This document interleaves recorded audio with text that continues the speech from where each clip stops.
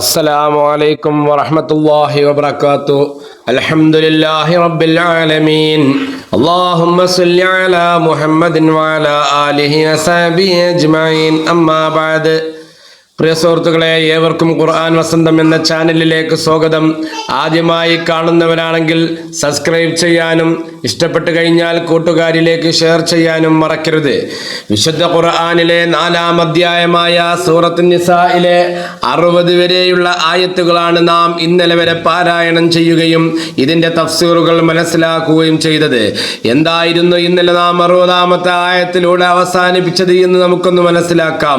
അള്ളാഹുവിന്റെ പ്രവാചകനോട് അല്ലാഹു തആല പറയുകയാണ്, നിനക്ക് അവതരിക്കപ്പെട്ടതിലും നിനക്ക് മുമ്പ് അവതരിക്കപ്പെട്ടതിലും തങ്ങൾ വിശ്വസിച്ചിരിക്കുന്നു എന്ന് വാദിക്കുന്നവരെ നീ കണ്ടിട്ടില്ലേ? ദുർമൂർത്തികളുടെ, അതായത് ത്വാഗൂത്തിന്റെ അടുത്തേക്ക് വിധി തേടി പോകാനാണ് അവർ ഉദ്ദേശിക്കുന്നത്. വാസ്തവത്തിൽ ആ ദുർമൂർത്തികളെ അവിശ്വസിക്കുവാനാണ് അവർ കൽപ്പിക്കപ്പെട്ടിട്ടുള്ളത്.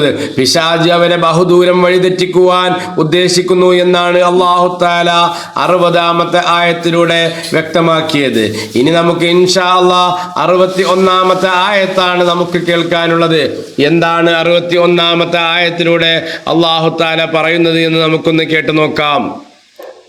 وَإِذَا قِيلَ لَهُمْ تَعَالَوْا إِلَى مَا أَنزَلَ اللَّهُ وَإِلَى الرَّسُولِ رَأَيْتَ الْمُنَافِقِينَ يَصُدُّونَ عَنكَ صُدُودًا.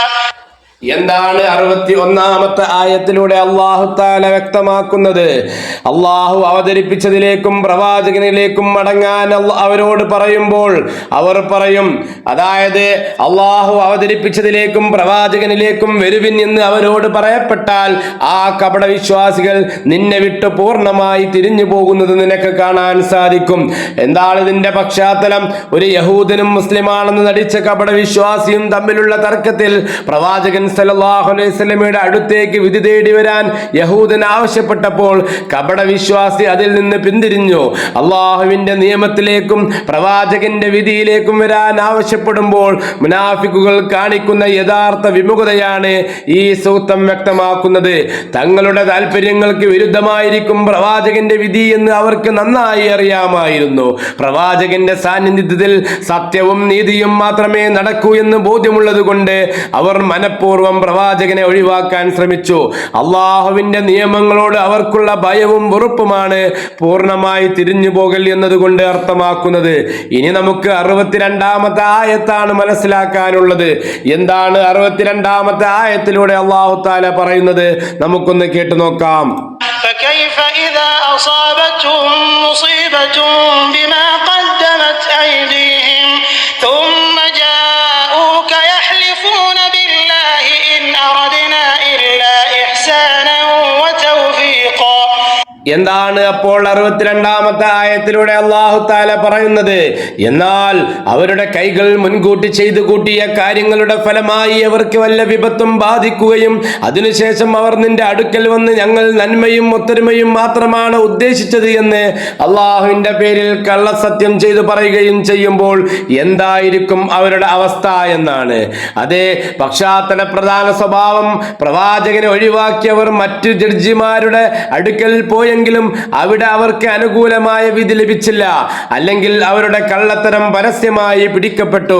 ഈ വഞ്ചന പുറത്തായപ്പോൾ അവർ വലിയ നാണക്കേടിലും പ്രയാസത്തിലും വലിയ വിപത്തിലകപ്പെട്ടു. അതേ പിടിക്കപ്പെട്ടു എന്ന് ഉറപ്പായപ്പോൾ അവർ നേരെ പ്രവാചകന്റെ അടുക്കൽ വന്ന് അള്ളാഹുവിന്റെ നാമത്തിൽ കള്ളസത്യം ചെയ്യാൻ തുടങ്ങി. അവർ പറഞ്ഞു, പ്രവാചകരെ, ഞങ്ങൾ അങ്ങയുടെ അധികാരത്തെ ചെറുതാക്കി കണ്ടതുകൊണ്ടല്ല അവിടെ പോയത്, മറിച്ച് രണ്ട് കക്ഷികൾക്കിടയിൽ പെട്ടെന്ന് ഒരു ഒത്തുതീർപ്പുണ്ടാകാനും അവർക്കിടയിൽ സൗഹൃദം നിലനിർത്താനും വേണ്ടിയുള്ള നല്ല ഉദ്ദേശത്തോടെ മാത്രമാണ് ഞങ്ങൾ അവിടെ പോയത്. ഇതൊരു ഇരട്ടത്താപ്പായിരുന്നു. തെറ്റ് ചെയ്യുമ്പോൾ ഇസ്ലാമിക നിയമങ്ങളെ കാറ്റിൽ പറത്തുകയും എന്നാൽ പിടിക്കപ്പെടുമ്പോൾ തങ്ങൾ വലിയ ഗുണസമ്പന്നരാണെന്ന് വരുത്തി തീർക്കാൻ കള്ളസത്യങ്ങളെ ആയുധമാക്കുകയും ചെയ്യുന്ന മുനാഫിക്കുകളുടെ തനി നിറമാണ് അല്ലാഹു തആല ഇവിടെ ചോദ്യം ചെയ്യുന്നത്. ഇനി നമുക്ക് 63-ാമത്തെ ആയത്ത് കൂടി ഒന്ന് കേൾക്കേണ്ടതുണ്ട്. എന്താണ് 63-ാമത്തെ ആയത്തിലൂടെ അല്ലാഹു തആല പറയുന്നത്? നമുക്കൊന്ന് കേട്ടു നോക്കാം. أولئك الذين يعلم الله ما في قلوبهم فأعرض عنهم وعظهم وقل لهم في أنفسهم قولا بليغا. എന്താണ് 63-ാമത്തെ ആയത്തിലൂടെ അള്ളാഹു വ്യക്തമാക്കുന്നത്? അങ്ങനെയുള്ളവരുടെ, അതായത് മുനാഫിക്കീങ്ങളുടെ, അവരുടെ ഹൃദയങ്ങളിൽ എന്താണുള്ളത് എന്ന് അള്ളാഹുവിന് നന്നായി അറിയാം.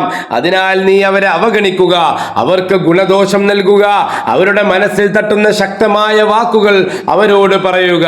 അള്ളാഹുവിന്റെ മറുപടി എന്താണെന്നറിയുമോ? അവർ പ്രവാചകന്റെ മുന്നിൽ വന്ന് എത്രയൊക്കെ കള്ളക്കഥകൾ ഉണ്ടാക്കി സത്യം ചെയ്താലും അവരുടെ ഹൃദയങ്ങളിൽ ഒളിഞ്ഞിരിക്കുന്ന യഥാർത്ഥ കപടതയും അവിശ്വാസവും അള്ളാഹുവിന് നന്നായി അറിയാമെന്നാണ്.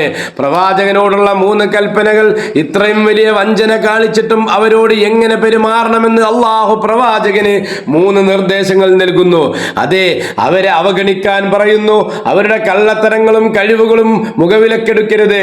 അവർക്ക് മാപ്പ് നൽകി അവരെ അന്ധമായി വിശ്വസിക്കരുത്. എന്നാൽ അവരോട് പരസ്യമായി യുദ്ധം പ്രഖ്യാപിക്കേണ്ടതുമില്ല. രണ്ടാമത്, അവരെ ഗുണദേശിക്കാനാണ് പറയുന്നത്. അവർ ചെയ്ത തെറ്റിന്റെ ഗൗരവത്തെക്കുറിച്ചും വരാനിരിക്കുന്ന പരലോക ശിക്ഷയെക്കുറിച്ചും അവരെ ഓർമ്മിപ്പിക്കാനാണ് പറയുന്നത്. മൂന്നാമത്, മനസ്സിൽ തട്ടുന്ന ശക്തമായ വാക്കുകൾ പറയുക. അവരുമായി വ്യക്തിപരമായി സംസാരിക്കുമ്പോൾ അവരുടെ തെറ്റുകളെ തുറന്നു കാണിക്കുന്നതും അവരുടെ ഹൃദയങ്ങളെ സ്വാധീനിക്കുന്നതുമായ ശക്തവും ഫലപ്രദവുമായ വാക്കുകൾ കൊണ്ട് അവരെ ഉപദേശിക്കാനാണ് പറയുന്നത്.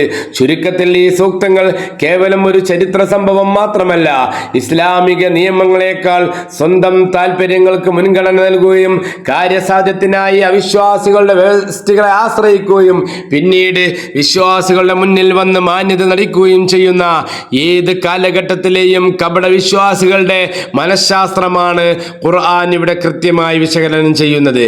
ഈ സൂക്തങ്ങളിലെ എന്തെങ്കിലും സംശയങ്ങളോ പ്രത്യേക പദങ്ങളുടെ അർത്ഥമോ നിങ്ങൾക്ക് ആവശ്യമുണ്ടെങ്കിൽ കമന്റുമായി ചോദിക്കാവുന്നതാണ് എന്ന് സാന്ദർഭികമായി ഓർമ്മിക്കുകയാണ്.